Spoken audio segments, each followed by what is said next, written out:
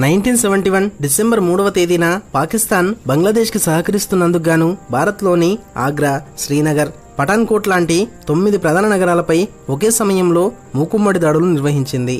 అంతేగాక అమెరికా, బ్రిటన్లు సైతం ఈ యుద్ధంలో పాకిస్తాన్కు సహకరించి ఇండియాను అన్ని విధాలుగా సర్వనాశనం చేయాలని దండయాత్ర ప్రకటించాయి. ఒకవేళ ఇదే నిజమైతే భారత్ 100 సంవత్సరాలు వెనక్కి వెళ్లిపోయేది. కానీ మన దేశం ఈ ప్రమాదం నుండి ఎలా తప్పించుకుంది?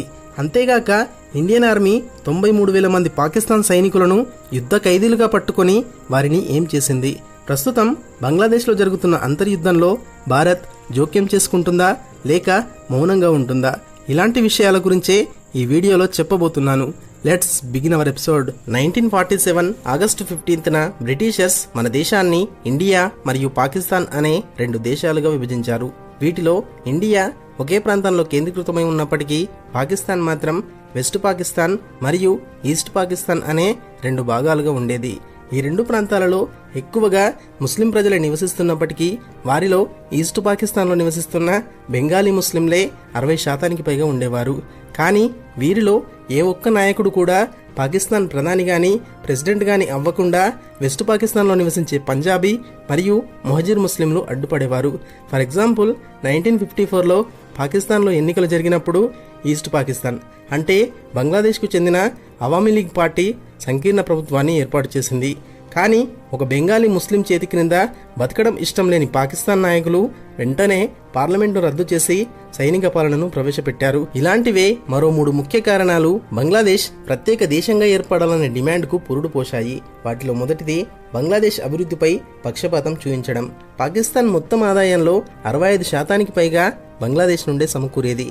కానీ ఆ దేశ బడ్జెట్లో ఈ ప్రాంతానికి కేవలం 25% మాత్రమే కేటాయించి 75% బడ్జెట్ని పాకిస్తాన్ కోసం కేటాయించేవారు.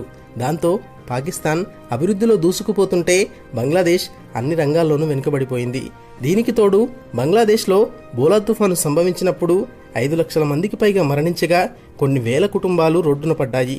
ఈ సమయంలో సైతం పాకిస్తాన్ ప్రభుత్వం వీరిని పట్టించుకోకపోగా కనీసం పునరావాస సౌకర్యాలను కూడా కల్పించలేకపోయింది. Number 2, Indo Pakistan war. 1965లో భారత్ పాకిస్తాన్ మధ్య యుద్ధం జరిగినప్పుడు పాకిస్తాన్ తన సైన్యంలో ఎక్కువగా బెంగాలీ ముస్లింలనే వినియోగించింది. అలాగే యుద్ధం ముగిసిన తర్వాత ఈ ప్రాంతంలో పటిష్టమైన సైనిక వ్యవస్థను నెలకొల్పలేకపోయింది. ఫర్ ఎగ్జాంపుల్ బంగ్లాదేశ్తో పోల్చినప్పుడు పాకిస్తాన్లో 25 రెట్లు ఎక్కువ మంది సైనికులను నియమించుకుంది. నంబర్ 3, ఉర్దూ భాషపై మమకారం. పాకిస్తాన్లో 56% పైగా ప్రజలు బెంగాలీ మాట్లాడేవారు. కానీ ఆ దేశ మొదటి గవర్నర్ జనరల్ అయిన మహమ్మద్ అలీ జిన్నా ఉర్దూను జాతీయ భాషగా ప్రకటించి దేశంలోని ప్రతి పౌరుడు ఉర్దూ నేర్చుకోవాల్సిందేనని ఒత్తిడి తీసుకువచ్చాడు. ఈ సంఘటన బంగ్లాదేశ్లో నివసించే బెంగాలీ ముస్లింలలో ఆవేశాన్ని రేకెత్తించింది. దాంతో వారు తమ ప్రాంతంలో ప్రభుత్వ ఉత్తర్వులు గాని విద్యను గాని బెంగాలీలోనే బోధించాలని శాంతియుతంగా నిరసన చేపట్టారు. కానీ పాకిస్తాన్ ప్రభుత్వం ఈ నిరసనకారులపై నిర్దాక్షిణ్యంగా కాల్పులు జరపడంతో అనేక మంది అమాయకులు మృత్యువాత పడ్డారు. ఇలా తమకు జరుగుతున్న అన్యాయాన్ని గమనించిన బంగ్లాదేశీ ప్రజలు అవామీ లీగ్ పార్టీ అధినేత అయిన షేక్ ముజిబుర్ రెహమాన్ నాయకత్వంలో నిరసన కార్యక్రమాలు చేపట్టారు. రెహమాన్ పాకిస్తాన్ ప్రభుత్వాన్ని ఈ విధంగా డిమాండ్ చేశాడు. బంగ్లాదేశ్ కోసం ప్రత్యేకంగా సైనిక వ్యవస్థను ఏర్పాటు చేయడంతో పాటు తమ బెంగాలీ భాషను అధికార భాషగా గుర్తించి తమ ప్రాంతంలోని నిధులను తమకే కేటాయించాలంటూ డిమాండ్ చేశారు. దాంతో నాటి పాకిస్తాన్ ప్రభుత్వం ముజిబుర్ రెహమాన్ను అరెస్టు చేసింది. ఇతను ఇండియాతో కలిసి దేశాన్ని విభజించేందుకు ప్రయత్నిస్తున్నాడని అతనితో పాటు మరో 14 మందిపై దేశద్రోహం కేసు పెట్టి యావజ్జీవ కారాగార శిక్షను విధించారు. వీరిలో రెహమాన్ అనుచరుడైన సార్జెంట్ జహరుల్ అనే ఉద్యమకారుణ్ణి జైల్లోనే చంపేశారు. దాంతో బెంగాల్ ప్రజల్లో భయం మొదలైంది. తమ బానిస జీవితాల విముక్తికి ఒకే ఒక్క ఆశాద్వీపమైన షేక్ ముజిబుర్ రెహమాన్ను కూడా పాకిస్తాన్ చంపేస్తుందేమోనని భయపడ్డారు. అందుకే ఆయనను వెంటనే విడుదల చేయాలని బంగ్లాదేశ్ అంతటా నిరసన కార్యక్రమాలు చేపట్టారు. అనేక చోట్ల హింసాత్మక సంఘటనలు సైతం చోటు చేసుకున్నాయి. దాంతో పాకిస్తాన్ ప్రభుత్వం షేక్ ముజిబుర్ రెహమాన్ విడుదల చేయడంతో పాటు దేశంలో మళ్లీ ఎన్నికలు నిర్వహిస్తామని హామీ ఇచ్చింది. అలా 1970లో జరిగిన ఎన్నికల్లో ఎవ్వరూ ఊహించని విధంగా బంగ్లాదేశ్కు చెందిన అవామీ లీగ్ పార్టీ 167 స్థానాలను దక్కించుకుని అధికార పార్టీగా అవతరించింది. అయితే ఈ పార్టీ ఈ సీట్లన్నింటినీ బంగ్లాదేశ్లోనే గెలుచుకుంది. రూల్ ప్రకారం ఈ పార్టీకి చెందిన నాయకుడే దేశ ప్రధాని అవ్వాలి. కానీ పాకిస్తాన్ నాయకులు అందుకు అంగీకరించలేదు. పాకిస్తాన్లోని పీపీపీ అంటే పాకిస్తాన్ పీపుల్స్ పార్టీ కేవలం 83 స్థానాలను దక్కించుకొని ఆ పార్టీ అధ్యక్షుడైన జుల్ఫికర్ అలీ భుట్టో దేశ అధ్యక్షుడైన యహ్యా ఖాన్తో అత్యవసర సమావేశాన్ని ఏర్పాటు చేశాడు. ఈ సమావేశంలో పాకిస్తాన్కు చెందిన నాయకులందరూ ఎన్నికల ఫలితాలను రద్దు చేయాల్సిందిగా కోరారు. దేశ అధ్యక్షుడు సైతం పాకిస్తాన్కు చెందిన వ్యక్తే కావడంతో తమ ప్రాంతానికి చెందిన నాయకులకు అనుకూలంగా ఎన్నికలను రద్దు చేస్తూ ఉత్తర్వులిచ్చారు. ఆ ఉత్తర్వులను గమనించిన బంగ్లాదేశీ ప్రజలు నివ్వెరపోయారు. ప్రజాస్వామ్యంలో ఇలా ఎలా జరుగుతుందని ప్రశ్నించడం మొదలుపెట్టారు. ఎంతో నమ్మకంతో తమకు నచ్చిన నాయకుణ్ణి ఎన్నుకుంటే రద్దు చేయడానికి మీరెవరంటూ హిందూ ముస్లింలంతా ఏకమయ్యారు. ఈ సమయంలో వారు మతం గురించి పట్టించుకోకుండా తమకు జరుగుతున్న అన్యాయం గురించి మాత్రమే ఆలోచించారు. వారి నిరసనలతో రోడ్లన్నీ హోరెత్తాయి. అయితే బంగ్లాదేశ్లోనే ఉంటున్న జమాతే ఇస్లాం పార్టీ పాకిస్తాన్కు అనుకూలంగా రహస్య కార్యకలాపాలను నిర్వహించేది. ఈ విషయం తెలుసుకున్న అవామీ లీగ్ పార్టీ కార్యకర్తలు వారిపై దాడికి దిగారు. ఈ దాడిని సాకుగా తీసుకున్న పాకిస్తాన్ ప్రభుత్వం మిలిటరీని రంగంలోకి దించింది. వారు పాకిస్తాన్కు వ్యతిరేకంగా కుట్ర చేస్తున్నారనే సాకుతో అర్ధరాత్రి హాస్టల్స్పై దాడి చేసి 7,000 మంది విద్యార్థులను నిర్దాక్షిణ్యంగా కాల్చి చంపేశారు. షేక్ ముజిబుర్ రెహమాన్ అరెస్టు చేసి అతని అనుచరులందరినీ ఎన్కౌంటర్ పేరుతో అడ్రస్ లేకుండా చేశారు. అలా కేవలం 2 రోజుల్లోనే 30,000 మంది అమాయక పౌరులను కాల్చి చంపేశారు. పసిపిల్లల్ని సైతం చంపేస్తూ వయసుతో సంబంధం లేకుండా తమ కంటికి నచ్చిన ఆడవారిపై అత్యాచారం చేస్తూ మారణహోమం సృష్టించారు. బంగ్లాదేశ్లో ఇంతటి మారణహోమం జరుగుతుంటే ఏ దేశము కూడా వీరిని ఆదుకోవడానికి ముందుకు రాలేదు. దాంతో కొంతమంది బంగ్లాదేశీ పౌరులు తమకు తాముగా ఒక స్వచ్ఛంద సైన్యాన్ని ఏర్పాటు చేసుకున్నారు. అదే ముక్తి బాహిని. భారత్ ఈ స్వచ్ఛంద సైన్యానికి రహస్యంగా గెరిల్లా యుద్ధ వ్యూహాల్లో శిక్షణనిచ్చింది. బంగ్లాదేశ్ నుండి ఇండియాకు వలస వచ్చిన అనేక మంది యువకులకు భారత సైన్యం గెరిల్లా యుద్ధంలో శిక్షణనిచ్చి తిరిగి బంగ్లాదేశ్కు పంపించింది. కానీ రోజు రోజుకి ఇండియాకు పెరుగుతున్న శరణార్థుల సంఖ్యను గమనించిన ఇందిరాగాంధీ గారు చలించిపోయారు. వారి సంఖ్య 1 కోటికి పైగా చేరడంతో భారత్ వారికి పునరావాస సౌకర్యాలను కల్పించలేకపోయింది. అందుకే ఇందిరాగాంధీ గారు నాటి ఆర్మీ చీఫ్ అయిన మానిక్షాను పిలిపించి పాకిస్తాన్పై యుద్ధానికి ఏర్పాట్లు చేయవలసిందిగా ఆదేశించారు. దానికి మానిక్షా గారు, ప్రస్తుతం బంగ్లాదేశ్లోని నదులు ఉప్పొంగి ప్రవహిస్తున్నాయి, సరిహద్దు ప్రాంతం మొత్తం మంచుతో కప్పబడి ఉంది. అలాంటి వాతావరణంలో యుద్ధం చేయడానికి మన సైనికులకు సరైన శిక్షణ లేదు. అందుకే ఇప్పుడు యుద్ధం చేస్తే మనం ఓడిపోవడం ఖాయమని దీనంగా సమాధానమిచ్చారు.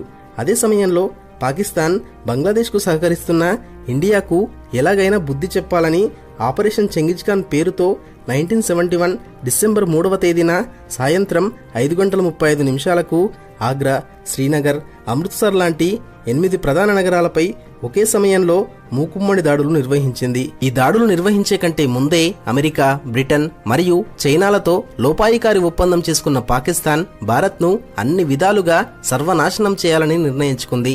కానీ ఈ దాడుల తర్వాత మన ఇండియన్ ఇంటెలిజెన్స్ విభాగం ఆ దేశాధ్యక్షులు మాట్లాడిన సంభాషణను ట్యాప్ చేయగలిగింది. ఈ సంభాషణలో నాటి అమెరికా అధ్యక్షుడైన నిక్సన్ ఈ విధంగా మాట్లాడుతున్నాడు: ఇండియా ఎల్లప్పుడూ యుద్ధాన్ని కోరుకునే దేశం. ఆ దేశ ప్రధాని అయిన ఇందిరా ఒక బీచ్ లాగే ప్రవర్తిస్తుంది. ఇండియన్స్ అందరూ మూర్ఖులు అంటూ చాలా నీచంగా మాట్లాడుతూ పాకిస్తాన్కు అన్ని విధాలుగా సహకరిస్తామని హామీ ఇచ్చాడు. నాటి బ్రిటన్ అధ్యక్షుడు సైతం ఇండియాను దెబ్బతీస్తే ఆ దేశం కొన్ని వందల సంవత్సరాలు వెనక్కి వెళ్లిపోవాలి అంటూ ప్రగల్భాలు పలికాడు. కానీ అదృష్టవశాత్తు ఆ సంభాషణను ఇండియన్ ఇంటెలిజెన్స్ విభాగం ట్యాప్ చేయగలిగింది. నాటి ఆర్మీ చీఫ్ అయిన మానిక్షా మళ్ళీ ఇందిరాగాంధీ గారి దగ్గరికి వెళ్లి జరగబోయే విపత్తు గురించి చెబుతూ ఏం చేయమంటారు మేడం అని అడిగాడు. దానికి ఇందిరాగాంధీ గారు, చేసేదేముంది, ముందే చెప్పాను కదా, పాకిస్తాన్పై యుద్ధాన్ని ప్రకటించండి. మన దేశంపై దాడికి దిగితే అమెరికాతో సహా ప్రపంచంలోని ఎంత గొప్ప దేశానికైనా సరే భారతీయులు తగిన బుద్ధి చెబుతారని ప్రపంచానికి సందేశాన్నిద్దాం అంటూ సమాధానమిచ్చారు. ఆమె మాటలు ఇండియన్ ఆర్మీలో ఎంతో ధైర్యాన్ని నింపాయి. అలా డిసెంబర్ 4వ తేదీన భారత్ మరియు పాకిస్తాన్ల మధ్య ప్రత్యక్ష యుద్ధం మొదలైంది. ఈ యుద్ధంలో ఇండియా ఒంటరిగా పోరాడుతుంటే పాకిస్తాన్కు ఇండోనేషియా, టర్కీ, సౌదీ అరేబియా లాంటి అరబ్ దేశాలు ఆయుధాలను సరఫరా చేస్తూ పరోక్షంగా సహకరిస్తున్నాయి. అయినా సరే ఇండియన్ ఆర్మీ మెరుపుదాడులు నిర్వహించి పాకిస్తాన్ను కకావికలం చేసింది. యుద్ధంలో తమ ఓటమి తప్పదని గ్రహించిన పాకిస్తాన్ చివరిగా అమెరికా బ్రిటన్లను యుద్ధానికి సహకరించవలసిందిగా కోరింది. అలా అమెరికా మరియు బ్రిటన్ సేనలు భారత్పై దాడి చేసేందుకు అత్యాధునిక అణ్వాయుధాలతో బయలుదేరాయి. ఈ రెండు దేశాల లక్ష్యం ఒక్కటే, ఇండియాను అన్ని విధాలుగా సర్వనాశనం చేయడం. యుద్ధం అంటేనే భారత్ వెన్నులో వణుకు పుట్టేలా చేయాలనుకున్నారు. కానీ వారికి తెలియదు, భారతీయులకు కండబలమే కాదు బుద్ధిబలం కూడా ఎక్కువేనని. ఇందిరాగాంధీ గారు ఒకవైపు యుద్ధం చేయమని ఆదేశాలిస్తూనే మరోవైపు మన దేశాన్ని అగ్రరాజ్యాల నుండి ఎలా రక్షించుకోవాలో ప్రణాళికలు వేశారు.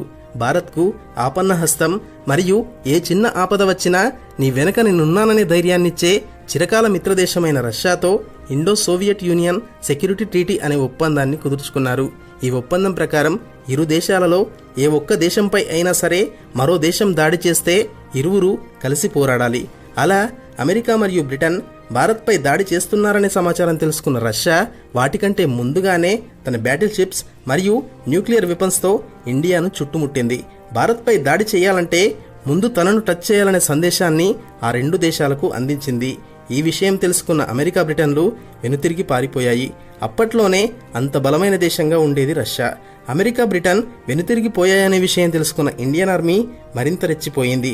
పాకిస్తాన్ను అష్టదిగ్బంధనం చేసి డిసెంబర్ 16వ తేదీన 93,000 మంది పాకిస్తాన్ సైనికులను యుద్ధ ఖైదీలుగా పట్టుకుంది. మరో దేశం అయితే ఈ 93,000 మందిని పిట్టల్ని కాల్చినట్టు కాల్చి పాకిస్తాన్కు పార్సల్ పంపేవారు. కానీ ఇండియా అలా చేయలేదు. వీరిని చంపేందుకు బంగ్లాదేశ్ ముక్తిబాహిని సేనలు ఉవ్విల్లూరుతుంటే ఇండియా అడ్డుకుంది. దాంతో పాకిస్తాన్ ఆర్మీ చీఫ్ అయిన అబ్దుల్లా ఖాన్ ఈ యుద్ధంలో తమ ఓటమిని అంగీకరించాడు. దాంతో ఇండియా ఆ 93,000 మందిని సురక్షితంగా పాకిస్తాన్కు తరలించింది. కానీ ఈ యుద్ధంలో మొత్తం 30 లక్షల మందికి పైగా చనిపోగా వీరిలో ఎక్కువ శాతం బెంగాలీ హిందువులే ఉన్నారు. బంగ్లాదేశ్పై దాడి చేసేందుకు వచ్చిన పాకిస్తాన్ ఆర్మీకి స్థానికంగా ఉండే కొంతమంది మతోన్మాదులు రజాకార్లుగా ఏర్పడి సహకరించారు. వీరు పాకిస్తాన్ మిలిటరీ కంటే కూడా ఎక్కువ అరాచకాలు, అంటే పసిపిల్లల్ని కత్తులతో పొడిచి చంపడం, తమకు నచ్చిన ఆడవారిపై అత్యాచారం చేయడం లాంటి పనులు చేస్తూ సామాన్యుల్లో భయోత్పాతాన్ని సృష్టించారు. అలా 1971 మార్చి 26వ తేదీన బంగ్లాదేశ్ స్వతంత్ర దేశంగా ఏర్పడి షేక్ ముజిబుర్ రెహమాన్ గారు మొదటి అధ్యక్షుడు అయ్యారు. కానీ 1976లో ఈయనను కొంతమంది మిలిటెంట్లు కుటుంబంతో సహా నిర్దాక్షిణ్యంగా చంపేశారు. కానీ ఈయన కూతుర్లైన షేక్ హసీనా మరియు షేక్ రెహానాలు ఇండియాకు వచ్చి ఢిల్లీలో తలదాచుకుని తమ ప్రాణాలు కాపాడుకున్నారు. ఈ యుద్ధం తర్వాత భారత్ సొంతంగా ఆయుధాలను తయారు చేయడంపై దృష్టి సాధించింది. ఒకప్పుడు ప్రపంచంలోనే అత్యధికంగా ఆయుధాలను దిగుమతి చేసుకునే దేశంగా ఉన్న భారత్ ప్రస్తుతం ప్రపంచానికి ఆయుధాలను ఎగుమతి చేస్తున్న మొదటి 25 దేశాలలో ఒకటిగా కొనసాగుతుంది. యుద్ధ సమయంలో మన దేశాన్ని సర్వనాశనం చేయాలని భావించిన అమెరికా బ్రిటన్లు ప్రస్తుతం భారత్ స్నేహం కోసం ఉవ్విల్లూరుతున్నాయి. అయితే ప్రస్తుతం బంగ్లాదేశ్లో మరో అంతర్యుద్ధం కొనసాగుతుంది. పరిస్థితి చేజారితే ఈ యుద్ధంలో కూడా భారత్ జోక్యం చేసుకుంటుందా లేక మౌనంగా ఉంటుందా? మీరేమనుకుంటున్నారు? మీ విలువైన అభిప్రాయాన్ని తప్పకుండా కామెంట్ చేయండి. మన వీడియోస్ని చాలా మంది సెలెక్ట్ చేసుకుని ఎక్కువసేపు చూస్తున్నారు, కానీ మీరు లైక్ చేయకపోవడం వల్ల వీడియోస్ కొత్త వారికి రీచ్ అవ్వడం లేదు. ఒక వీడియో చేయడానికి నాకు దాదాపుగా 18 గంటలు టైం పడుతుంది. సో మీరు లైక్ చేస్తేనే నా కష్టానికి ప్రతిఫలం ఉంటుంది. సో ఒక 5,000 లైక్స్ ఇచ్చి సపోర్ట్ చేస్తారని ఆశిస్తున్నాను.